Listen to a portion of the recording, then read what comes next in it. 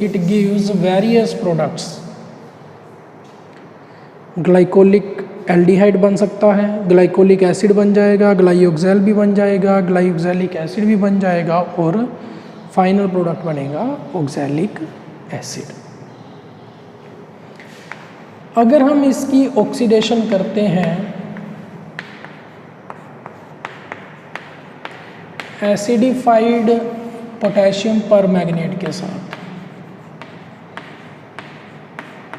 Acidified potassium permanganate या potassium dichromate के साथ इसकी रिएक्शन करते हैं, तो जो ये बॉन्ड है, कार्बन कार्बन बॉन्ड है, ये भी ब्रेक हो जाएगा।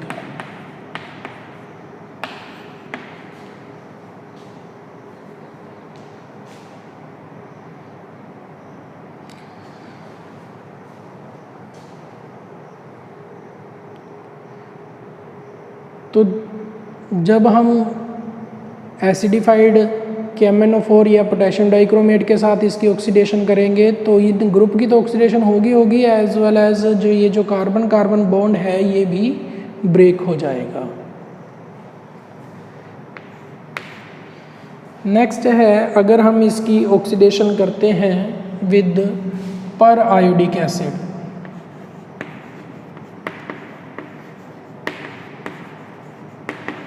पर आयोडिक एसिड HiO4 और लेड टेट्रा एसीटेट,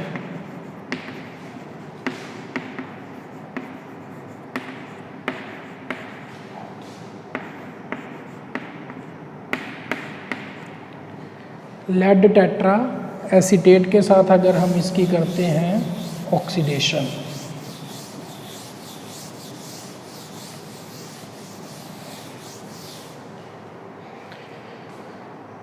तो पर आयोडिक एसिड या लेड टेट्रा एसीटेट जो है ये विसिनल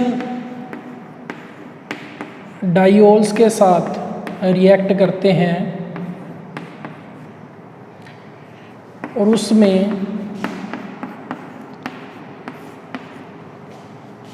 कार्बोनिल्स जो हैं वो एज ए प्रोडक्ट बनते हैं।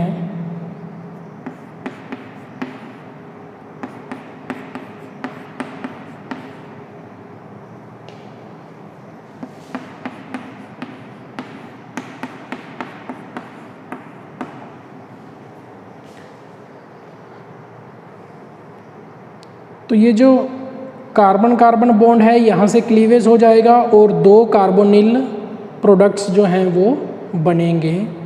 तो कौन सा कार्बोनिल प्रोडक्ट बनेगा ये डिपेंड करता है structure of the glycol.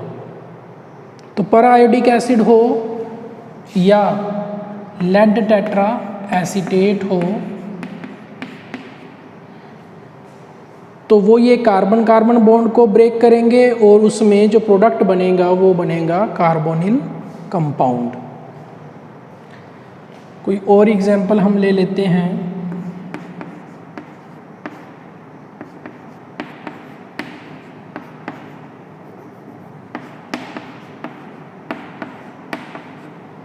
Propane 1,2 diol का हम एग्जांपल लेते हैं। अगर हम इसकी रिएक्शन करवाते हैं पर आयोडिक एसिड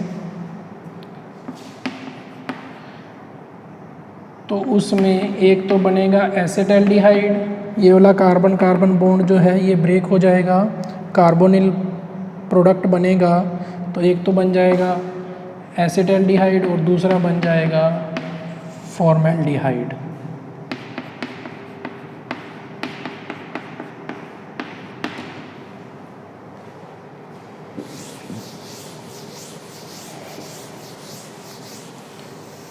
तो इस रिएक्शन में कार्बोनिल कंपाउंड बनेंगे।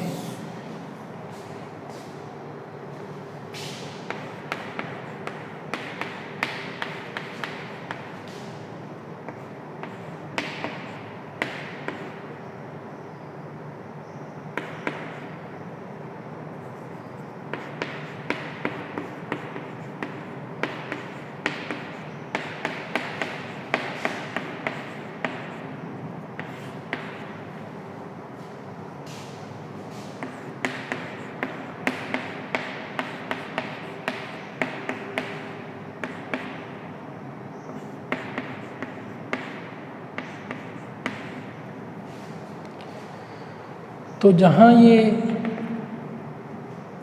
दोनों कार्बन्स जुड़े हुए हैं हाइड्रोक्सिल ग्रुप वाले, वो वाला बॉन्ड जो है कार्बन कार्बन बॉन्ड वो ब्रेक हो जाएगा और कार्बोनिल कंपाउंड बनेगा। वो एल्डिहाइड बनेगा या कीटोन बनेगा वो डिपेंड करता है ये कार्बन कैसी हैं।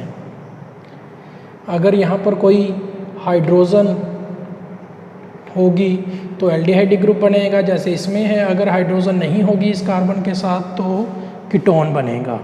ये दोनों इसमें एग्जाम्पल में क्लियर है। यहाँ पर कोई हाइड्रोजन नहीं है तो कीटोन बना है, यहाँ पर इस कार्बन के साथ एक हाइड्रोजन एटम है तो एल्डिहाइड बना है। तो एल्डिहाइड बनेगा या कीटोन बनेगा ये डिपेंड करता है स्ट्रक्चर ऑफ द ग्लाइकोल के ऊपर। मैकेनिज्म क्या है इस रिएक्शन का?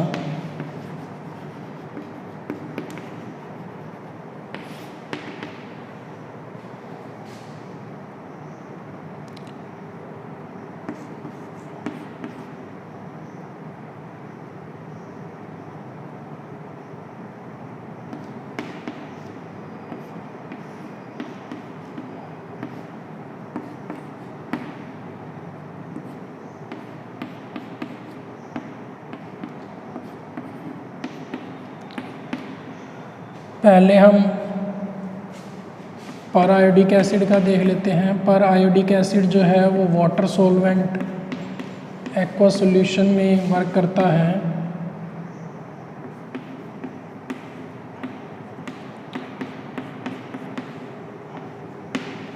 तो पर आयोडेट आयन जो है वो बनेगा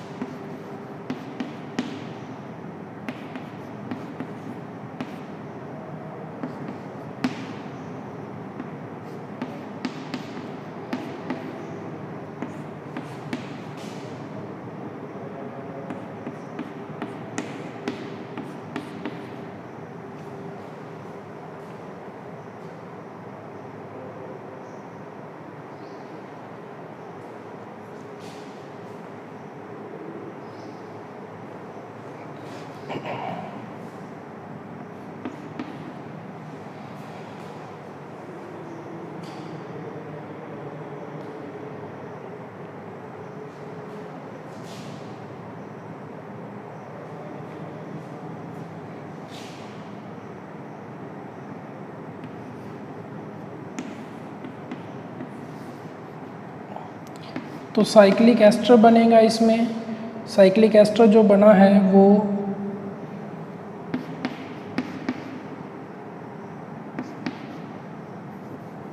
इस तरह से ब्रेक हो जाएगा इनटू कार्बोनिल कंपाउंड्स।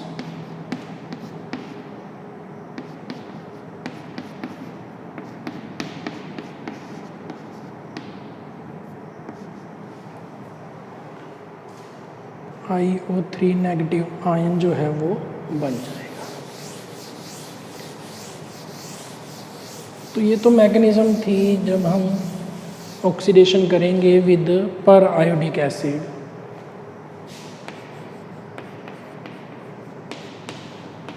और अगर हम ऑक्सीडेशन करते हैं with lead tetra acetate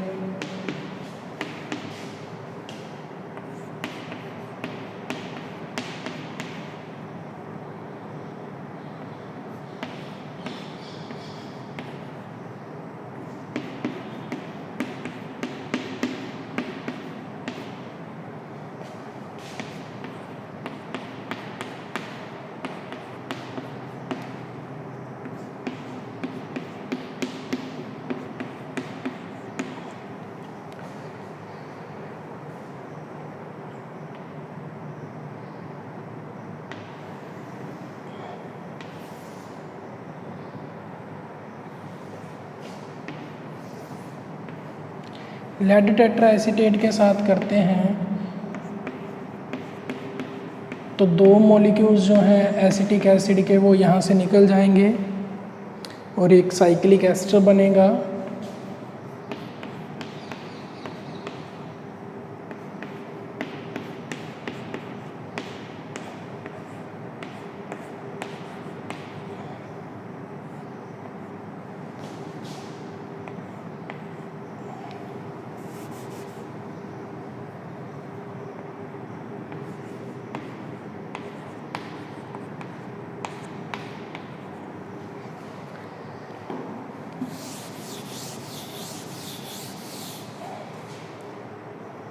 cyclic ester जो बना है फिर इसकी हो जाएगी हाइड्रोलिसिस, बॉन्ड क्लीवेज हो जाएगा।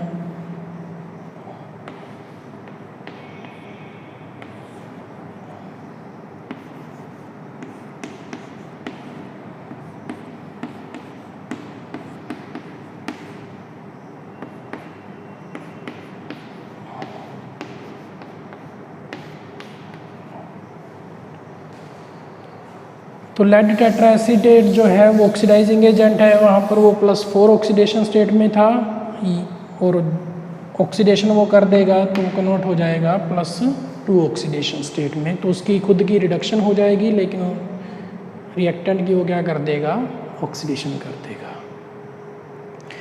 तो ये जो रिएक्शन है ये यूजफुल रिएक्शन है for the structure elucidation of diols.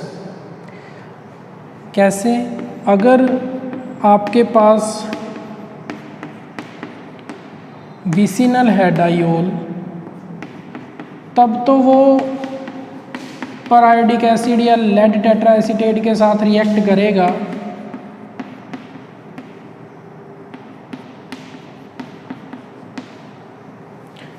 और अगर आपका डायोल जो है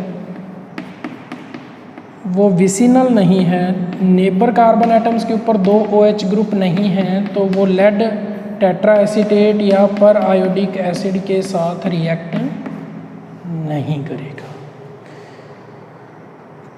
तो 2 हाइड्रोक्सी ग्रुप क्या नेबरहुड कार्बन एटम्स पर हैं या नहीं हैं, उसका पता लगाने के लिए ये रिएक्शन जो है वो एज ए टेस्ट यूज़ की जाती है। अगर वो नेबरहुड में होंगे, OH group adjacent carbon atoms के ऊपर होंगे तो वो रिएक्ट करेंगे। अगर डायोल जिसमें OH एडजेसेंट कार्बन्स पर नहीं हैं तो वो ये रिएक्शन नहीं देंगे। ठीक है, तो ये रिएक्शन जो है वो ये पता लगाने के लिए यूज़ की जाती है कि स्ट्रक्चर कैसी है, डायोल की स्ट्रक्चर कैसी है, क्या वहाँ पर 2 OH जो ग्रुप हैं वो एडजेसेंट कार्बन्स पर हैं या नहीं है। Next is pinacol pinacolone rearrangement, most important reaction. Pinacol pinacolone rearrangement. Pinacol pinacolone rearrangement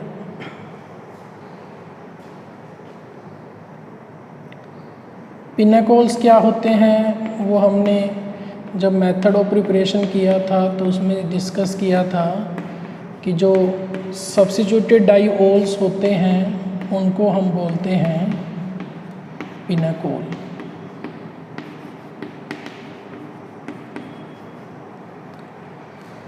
pinacol को जब हम एसिड के साथ ट्रीट करते हैं तो उसमें एसिड के साथ ट्रीट करेंगे, उसके साथ हीट करेंगे तो उसमें डिहाइड्रेशन हो जाएगी। डिहाइड्रेशन होने के बाद उसमें रीअरेंजमेंट हो जाती है और जो प्रोडक्ट बनता है उसको बोलते हैं पिनेक्लोन। तो पहले डिहाइड्रेशन होती है, डिहाइड्रेशन जो होगी उससे फिर रीअरेंजमेंट हो जाती है तो प्रोडक्ट बनता है जो उसको बोलते हैं पिनेक्लोन। मैकेनिज़्म क्या है इस रिएक्शन का?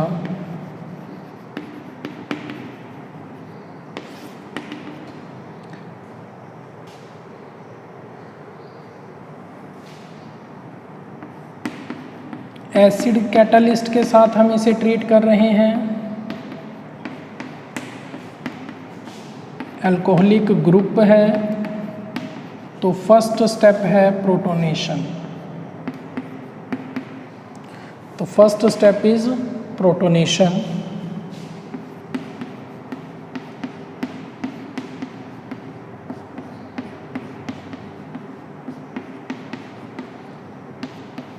क्योंकि ये सिमेट्रिकल है,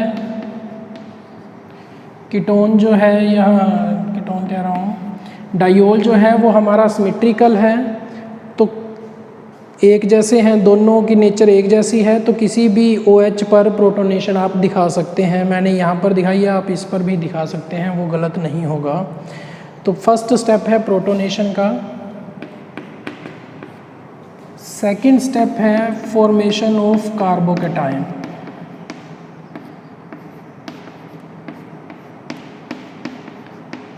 हमने पहले बात की कि ये डिहाइड्रेशन होगी पहले। अब क्योंकि ऑक्सीजन के ऊपर पॉजिटिव चार्ज आ गया है, तो वो इलेक्ट्रॉन्स को अपनी तरफ विड्रॉ कर लेगा, अट्रैक्ट करेगा, और वहाँ से ये बॉन्ड ब्रेक हो जाएगा, तो कार्बोकैटायन जनरेट होगा। तो सेकंड स्टेप है फॉर्मेशन ऑफ कार्बोकैटायन।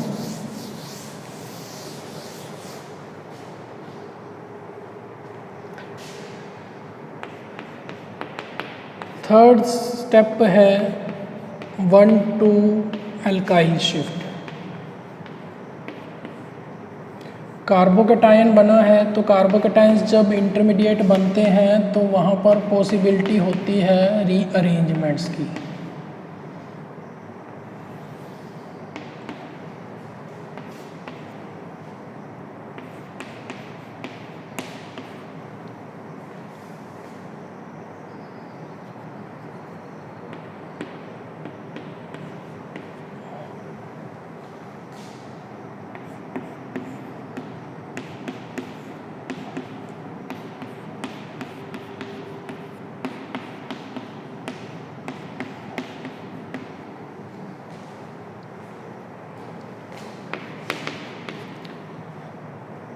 तो प्रोटोनेटेड कीटोन बना है। अब क्योंकि ऑक्सीजन के ऊपर फिर है पॉजिटिव चार्ज,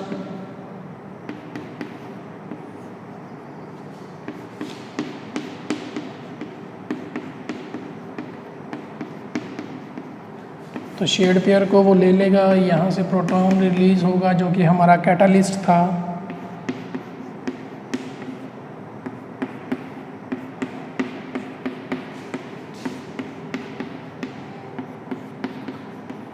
तो इस तरह से फाइनल प्रोडक्ट बनेगा पिनेकलोन।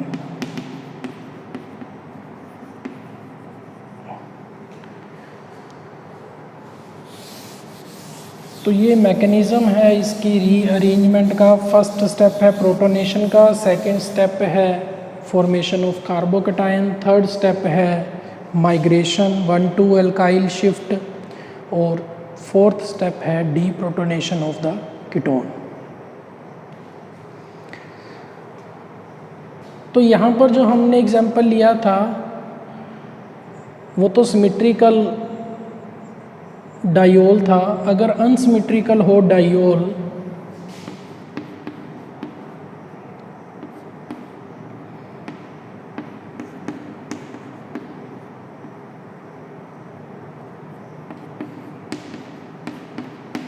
तब कार्बोकैटायन कौन सा बनेगा?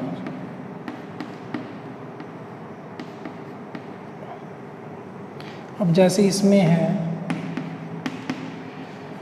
तो इसमें दो डिफरेंट ग्रुप्स हैं। यहाँ पर एक फिनाइल ग्रुप आ गया है, तो फिनाइल जो है, अगर ये वाला कार्बन के ऊपर पॉजिटिव चार्ज आएगा तो रेजोनेंस की वजह से ये वाला कार्बोकैटायन ज़्यादा स्टेबलाइज्ड होगा, तो इस वजह से ये वाला कार्बोकैटायन बनेगा। अगर कार्बोकैटायन ये बनेगा तो फिर इसके ऊपर ही अल्काइल शिफ्ट होगी।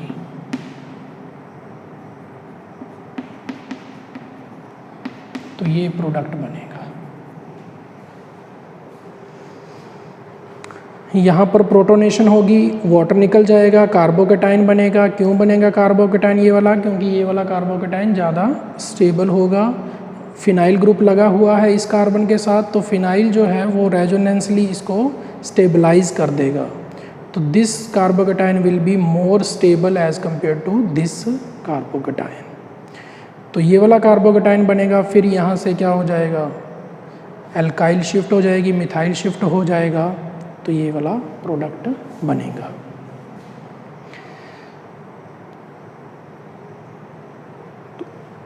अगर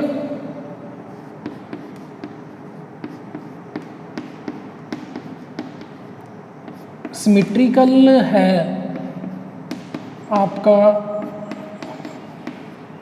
ग्लाइकोल, तो सिमेट्रिकल है, बट उसमें ये जो कार्बन के साथ ग्रुप लगे हैं वो डिफरेंट ग्रुप्स लगे हैं। एक एल्काइल ग्रुप है और एक एराइल ग्रुप है, फिनाइल है जैसे यहाँ पर। तो जब आप इसको एसिड से ट्रीट करेंगे तो इसमें पिनाकोल पिनाक्लोन रीअरेंजमेंट होगा। तो उसमें से कौन सा ग्रुप माइग्रेट करेगा? अब पहला स्टेप अगर हम इसके मैकेनिज़्म के हिसाब से देखें तो कार्बोकेटाइन दोनों ही एक जैसे ही कार्बोकेटाइन बनेंगे। कोई भी कार्बोकेटाइन बना लें आप,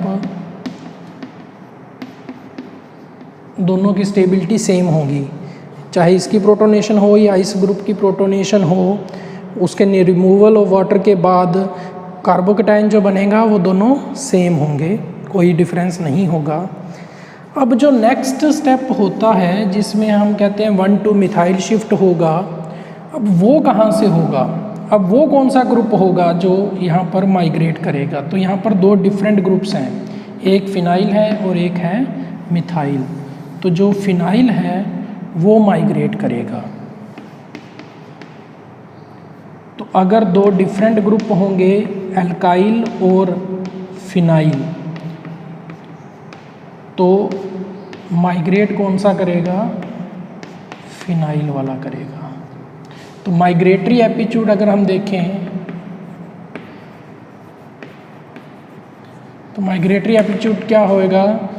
हाइड्रोजन वैसे तो सबसे पहले माइग्रेट होगा, उसके बाद आएगा एराइल ग्रुप और फिर आएगा एल्काइल।